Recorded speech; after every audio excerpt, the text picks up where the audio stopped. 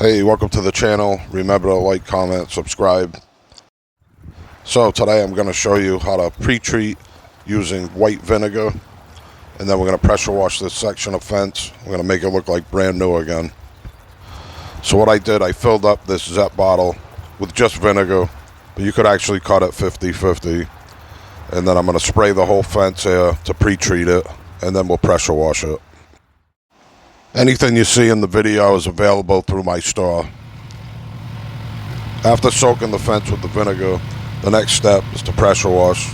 You want to wait about 10 to 15 minutes to let the acidity in the vinegar activate and loosen up all the dirt and grime. And not only will the vinegar kill the organic growth, but it's also excellent at removing oxidation. I recently did a PVC fence, and the side that was in the sun all day had some pretty bad oxidation, and I just put some vinegar on a rag and wiped down those sections of fence, and that removed all the oxidation. So, little tip if you have PVC fencing. Here I'm using a 40-degree white fan tip. It's a low pressure tip and it won't damage the wood. So I moved the tripod, got the camera a little close. I just wanted you to be able to see what a nice job the vinegar does.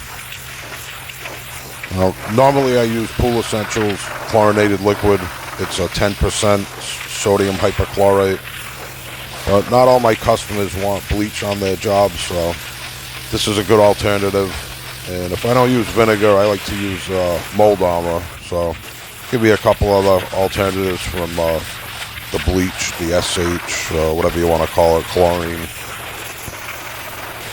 So if you've been looking for a safe, eco-friendly pre-treatment for pressure washing, you didn't want to use bleach or any harsh detergents, white vinegar for the win.